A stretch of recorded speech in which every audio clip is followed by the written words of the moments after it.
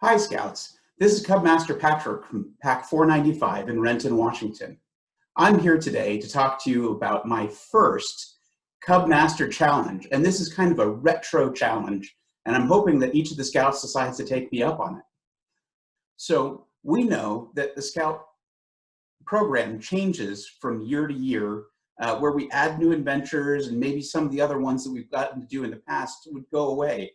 And a lot of this is to make sure that we're learning good things to make sure that you're growing up well. So right now, Scouts are familiar, especially if you're a wolf, with a book looks like this. Well, it was only just a few years ago where the material was about the same, but they added new things from a book that looks like this. Now, the Scout skills didn't change a whole lot, and the ideals that we're learning as Scouts haven't really changed. But every once in a while, the books change a little bit. Well, I've been thinking back to when I was your age, and I was a Cub Scout in Pack 1344 in Burke, Virginia. And I had this book right here. And I thought it would be a lot of fun to look through the book and find a skill that I really enjoyed as a Scout, and to see how many of you could take the challenge and recreate a Cub Scout activity from the 1980s. So with that, let's start learning about what are puddle jumpers. And what I'll do is I'll put up a picture right now of what a puddle jumper looks like in my wolf book.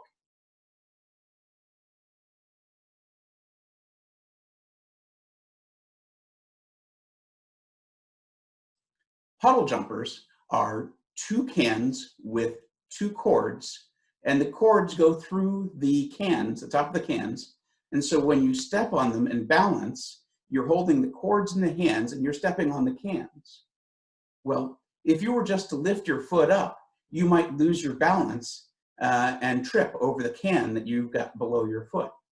But if you pick up the cord in your hand so that way the can stays at the bottom of your foot, then that can travels with your shoe and with your foot.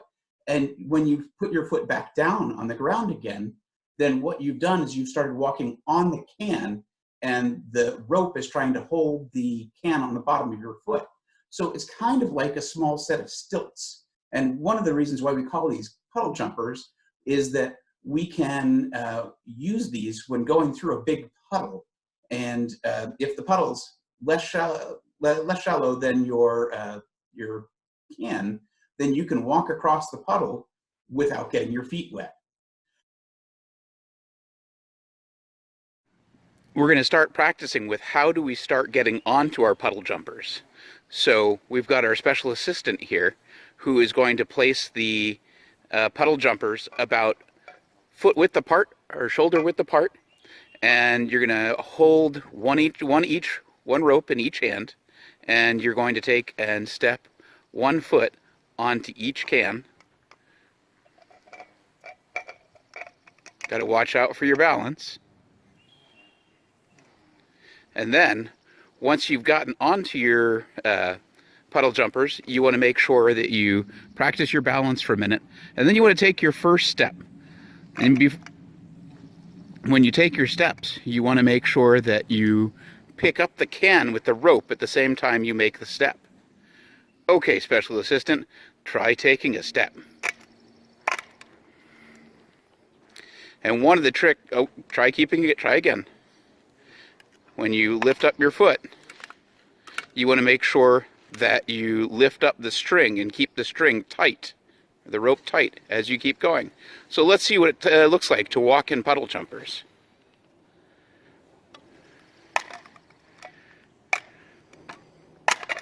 It's best to start with small steps, but as you get the hang of it, you can even come up with new games, either to race your friends,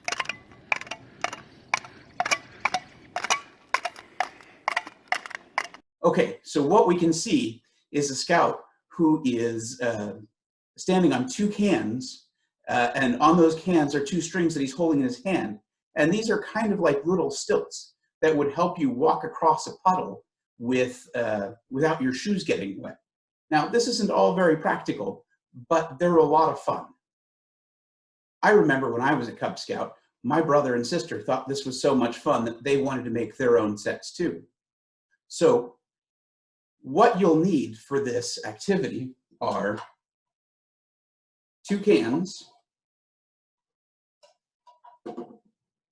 You'll need a can opener, and the part that you need is this little section up here on top where it makes a little triangular opening to drain cans. It's got a little hook on there. I'll put up a picture of another one that looks pretty similar, but it looks maybe more people have it. This one was a little bit fancier. Next, you'll need your cord or your rope. What we're using here is some synthetic cord, some synthetic rope, kind of like a nylon, but it's still not very stretchy. And one of the things that you want to look for is making sure that the rope isn't too stretchy, so when you pick it up, when you pick up your foot, it doesn't stretch too much. Otherwise, you're going to have a hard time picking up the can. But we want to make sure you do our best and you try it with what you have at the house. Then you'll want to make sure that you have a little bit of blue tape for safety. And that's pretty much all what you need. And I'll put up a list of all of those supplies that you need right now.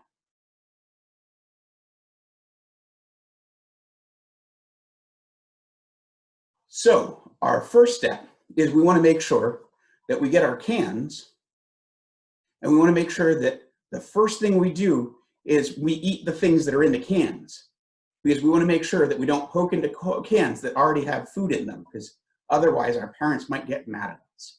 So we want to make sure that when we're planning our food for the week, we try to find 2 cans that are very similar. We use a lot of black beans, so we use 2 black bean cups. There are lots of cans that you can use for this. Obviously, the bigger Scout you have, the bigger the can you have. If you've got an adult, you want to make sure that a shoe fits on top of it. A number 10 tin can is great, but really any can from out of your pantry. We've just got a 15 or 16 ounce can of black beans here. Has been working great for Scouts ages lions through week-gloves. So once the lid is off and you've eaten all the food in there, you want to wash it out so that way you don't get any insects or animals who are trying to get at your new toy. And then you're going to turn it over so way you've got the lid on the top, and you're going to take your can opener and you're going to poke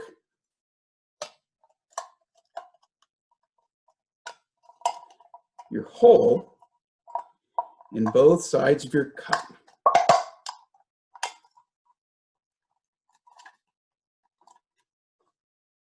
So you'll have a hole on both sides. If I'm real careful, you can even see right through there. Maybe I can see you, maybe I can't there. Nah, I'm not gonna be that good today. The next thing we wanna do is we're gonna take our blue tape and we're gonna pull off a little stretch of it. And this should be enough to go around the circumference of your cup or your can. You want to put it on the inside of the can first, and we're just going to go all the way around the inside of that can until we get to the other side. And then what we're going to do is we're going to tear it a little bit so the way it just wraps around the top. This is not something that needs to be very pretty. What it's really there for is to help make sure that you protect your hand when you need to go and reach inside the can to make sure that it doesn't cut anybody.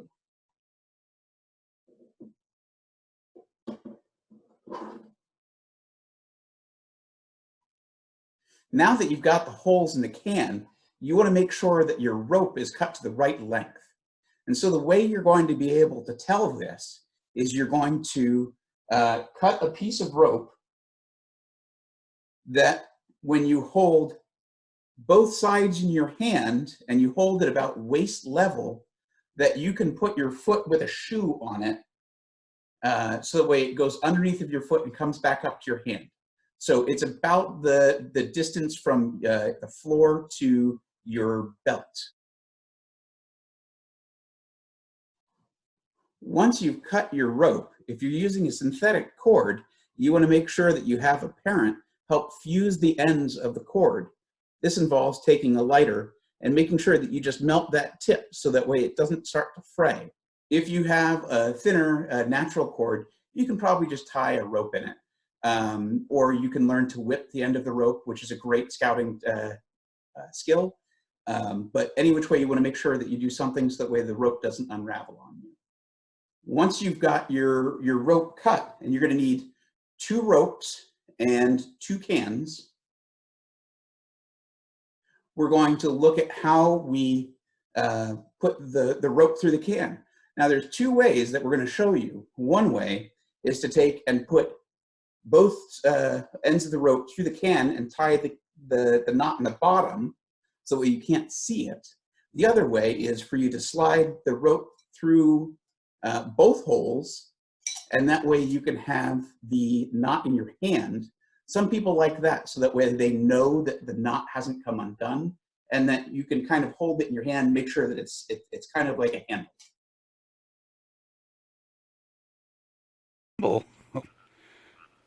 To assemble our puddle jumpers, we want to take the rope that we have just cut, and we're going to insert it into the hole on one side, and then we want to get it through the hole on the other side. You want to make sure that there aren't any sharp edges if you're going to put it in this way. So you get it through the hole on the other side.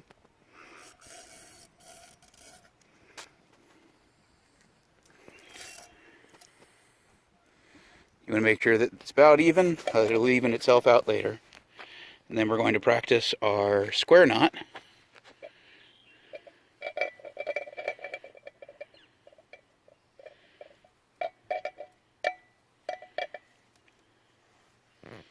First try and everything. Great job. The other way we can put together our puddle jumpers is we take both ends of the string and insert them into the holes into your can.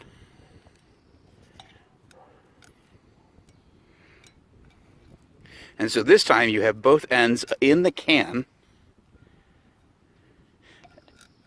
Then we're going to pull the ends through enough so that way you can create your knot.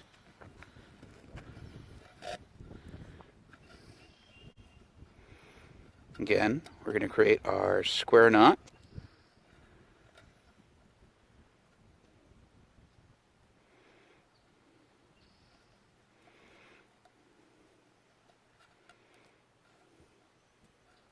And then you can pull it tight into the can.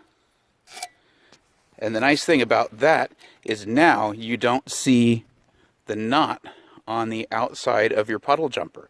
It's hidden. Some people like to have the knot on the outside so that way they can hold it and know that it's tight. But this way looks pretty magical as well, because you can tell your friends that you got your rope in your can and it's an endless rope.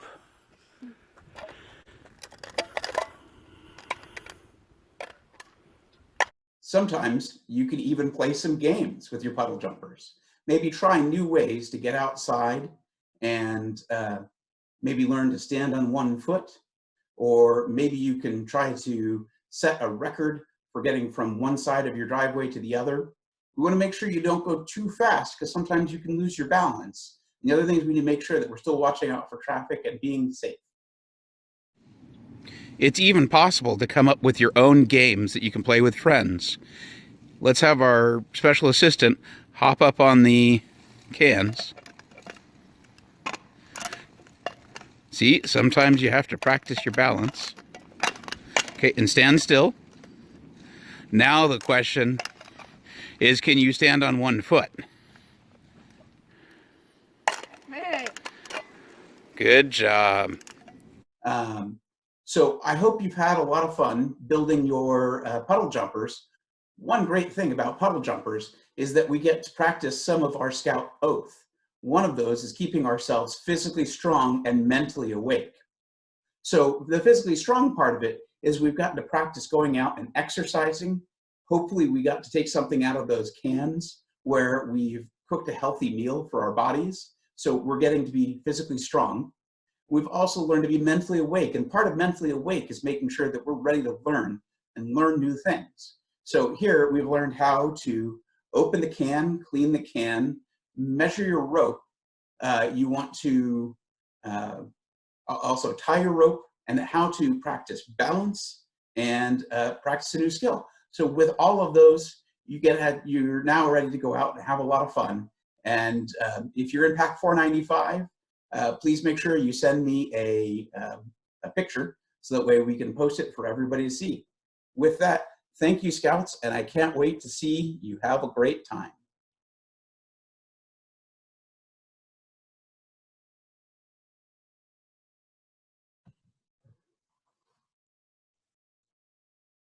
Hi, Scouts. I'm Cubmaster Patrick.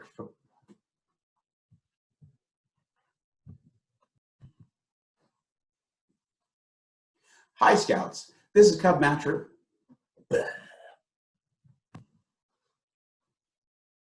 Hi, Scouts. This is Cubmaster Patrick coming to you from Pack.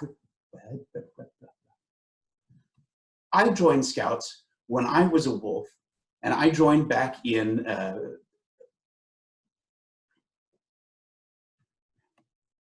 but they were a lot of fun. And I remember when I was a Cub Scout. My brother and sister thought this was so.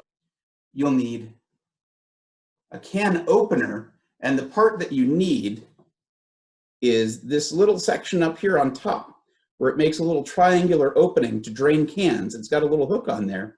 I'll put up another picture of one that looks pretty similar. I'll put up a picture of another one that looks pretty similar. But so I hope you've had a lot of fun building your puddle jumpers. One of the great things is we've done a couple of things.